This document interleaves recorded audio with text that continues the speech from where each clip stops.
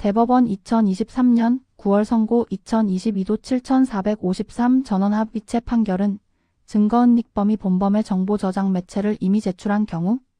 그 저장 매체에 대한 탐색 복제 출력 과정에서 이미 제출자 아닌 본범에게까지 참여권을 보장해야 하는지가 정면으로 다투어진 사건이다. 사건의 얼개는 비교적 선명하다. 본범 측인 갑 등은 입시학사 관련 의혹 수사가 본격화되자 주거지 컴퓨터에서 떼어낸 하드디스크 여러 개를 제3자인 을에게 건네며 수사가 끝날 때까지 숨겨놓으라는 취지로 은닉을 교사했고 을은 이를 자신만 아는 장소에 숨겨 보관하다가 수사기관이 을을 증거은닉 혐의 피의자로 입건하자 하드디스크를 이미 제출했다.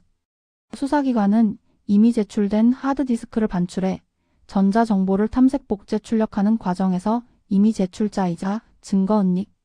피의자인 을 측에게만 참여 기회를 부여했고 을 측은 참여하지 않겠다는 의사를 표시했다. 그러나 하드디스크의 원래 사용자이자 전자정보의 주된 귀속자로 보이는 본범, 갑 등에게는 참여 의사를 확인하거나 참여 기회를 부여하지 않은 채 전자정보를 확보했고 그 전자정보가 업무방해, 공소사실의 핵심 증거로 제출되자 본범 측은 전자정보에는 무관정보가 대량으로 섞여 있을 수 있는데 본범에게 참여권을 주지 않은 채 탐색 추출한 것은 영장주의적법 절차에 반해 위법 수집 증거라고 다투었다. 쟁점은 결국 하나로 응축된다. 전자정보 압수수색에서 참여권은 무관정보의 무제한 탐색을 통제하기 위한 장치인데 증거은닉범이 이미 제출한 본범의 하드디스크처럼 소지 보관자는 을이지만 실질적 정보 주체는 갑일 수 있는 구조에서 참여권을 보장해야 할 실질적 피압수자를 누구로 볼 것인가? 그리고 이미 제출자 을에게 참여권을 보장하면 절차적 적법성이 완결되는지 아니면 이미 제출자가 아닌 본범 갑에게도 참여권을 부여해야 하는지가 핵심 쟁점이다. 더 나아가 참여권이 확장되는 기준을 민사법상 소유권 귀속 같은 사후적 평가로 정할 것인지 아니면 압수수색 당시 외형적으로 드러난 사실상의 지배관리 상태를 기준으로 정할 것인지 그리고 단순히 과거에 그 매체를 사용했거나 그 안의 정보 주체라는 이유만으로 실질적 피압수자로 취급할 수 있는지도 쟁점의 하위 구조를 이룬다. 전원합의체 다수 의견은 전자정보가 갖는 민감성과 위험을 인정하면서도 참여권이 이미 제출자 아닌 피의자에게까지 확장되는 범위를 상당히 엄격하게 한정했다. 다수 의견은 피의자의 소유관리에 속하는 정보 저장 매체라 하여 이미 제출자가 아닌 피의자에게도 참여권을 보장해야 하는 경우는 그 피의자가 압수수색 당시 또는 이에 시간적으로 근접한 시기까지 해당 정보 저장 매체를 현실적으로 지배관리하며 그 안의 전자정보 전반에 관해 전속적인 관리처 분권을 보유 행사하고 이를 자신의 의사로 제3자에게 양도하거나 포기하지 않은 경우처럼 피의자를 그 매체에 저장된 전자정보 전반에 대한 실질적 압수수색 당사자로 평가할 수 있을 때라고 정의했다. 그리고 그 판단은 민사법상 소유관계 같은 사후적 법률 평가가 아니라 압수수색 당시 외형적 객관적으로 인식 가능한 사실상의 상태를 기준으로 해야 하며 과거에 그 매체를 사용했다거나 그 안의 특정 전자정보 생성 이용에 관여했다거나 정보 주체로 식별된다는 사정만으로 실질적 피압수자로 취급할 수는 없다고 못 박았다. 그 기준을 이 사건에 적용해보면 이미 제출자인 을은 증거은닉 피의자로서 하드디스크 자체가 은닉행위의 목적물이므로 그 매체 및 전자정보에 관해 실질적 이해관계를 가지는 참여권 주체에 해당하고 하드디스크를 현실적으로 점유, 은닉, 제출한 사람도 을이며 본범 갑은 수사가 끝날 때까지 숨겨라는 지시로 자신과 하드디스크의 외형적 연관성을 의도적으로 은폐 단절하려고 하였고 그 목적 달성에 필요하다면 불확정 기한까지 전속적 지배관리권을 사실상 포기하거나 을에게 맡기겠다는 의사를 표시한 것으로 평가할 수 있으므로 이 사건에서는 이미 제출자 아닌 본범 갑에게 참여권을 보장해야 한다고 볼 수 없다고 결론 내렸고 결국 을에게 참여권을 고지부여한 절차는 적법하며 전자정보의 증거 능력도 인정된다고 보아 상고를 기각했다. 이 판단에 대한 헌법적 비판은 참여권의 본질이 유관정보를 찾기 위한 탐색 과정에서 무관정보가 무제한으로 열람 복제되는 위험을 통제하는 데 있다는 점에서 출발한다. 전자정보는 사생활의 비밀과 자유, 정보 자기 결정권이 집약된 영역이고 특히 반출 후 탐색 복제 출력 단계는 영장 한 장이 있다고 해도 현실적으로는 광범위한 열람 가능성이 생기는 구간이어서 누가 참여권을 행사하느냐가 무관정보 침해의 실효적 차단을 좌우한다.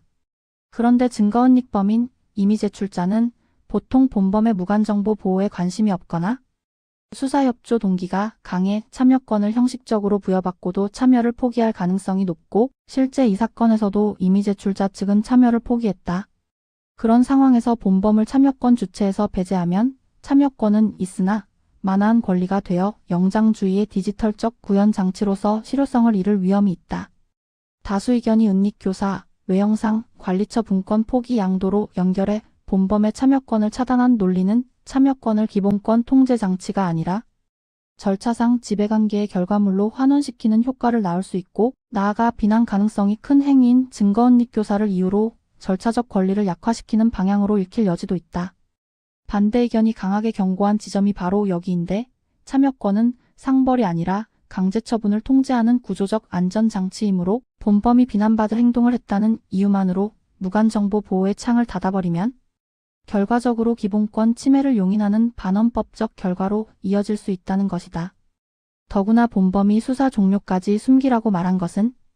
영구 포기라기보다 오히려 수사 종료 후 회수하려는 임시 보관의 의미로 해석될 가능성이 큰데 이를 곧바로 전속적 관리처 분권의 포기 양도로 읽어 참여권을 배제하면 앞으로 잠시 맡겨 보관 유형의 점유맥의 관계에서도 참여권이 구조적으로 축소될 우려가 있다. 형사법적 비판은 죄형 책임의 문제와 절차적 권리의 문제를 혼동할 위험에 초점을 둔다. 본범의 증거은닉 교사 행위는 별도로 범죄로 평가되고 책임이 문제될 수 있지만 그 불법성과 비난 가능성은 본범의 전자정보에 관한 무관정보 보호 이익이 존재하는지 그리고 강제처분이 그 무관정보를 침해하지 않도록 통제할 절차적 권리를 부여해야 하는지와는 논리적으로 구분되어야 한다. 그런데 다수 의견은 사실상 은닉을 교사했고 수사 종료까지 숨기라 했으니 외형상 지배관리권을 포기양도한 것으로 평가하는 방식으로 참여권을 제한했는데 이 논리 구조는 본범에 위법한 행위를 참여권 배제로 귀결시키는 통로를 열 수 있다. 또한 실질적 피압수자 개념을 압수수색의 원인된 범죄 혐의 사실의 피의자 중심으로 좁히면 실제로 무관정보의 귀속자이자 관리처 분권자일 수 있는 제3자인 본범 또는 소유자, 관리자가 형사 절차에서 배제되는 결과가 발생할 수 있는데 전자정보 압수수색의 핵심 위험이 바로 무관정보 침해라는 점을 고려하면 절차적 권리를 가장 필요로 하는 자가 절차 밖으로 밀려날 수 있다는 역설이 생긴다. 결국 이 판결은 수사 실무의 예측 가능성과 감명성을 확보하려는 장점이 있지만 참여권의 규범적 목적이 무관정보 보호에 있다는 점을 끝까지 밀고 나가면 다수 의견의 결론이 기본권 통제 장치의 실효성을 약화시키는 방향으로 작동할 위험을 내포하고 있으며 따라서 후속 판례와 실무에서는 참여권 주체 논쟁과 별개로 반출 후 탐색 과정에서의 선별 기준의 문서와 파일 명세 특정 압수 목록의 교부, 로그와 해시값 등 포렌식 무결성 확보, 무관정보 최소화 조치가 실제로 작동하도록 강제하는 방식으로 헌법적 긴장을 완화해 나가야 한다는 과제를 남긴다고 정리할 수 있다.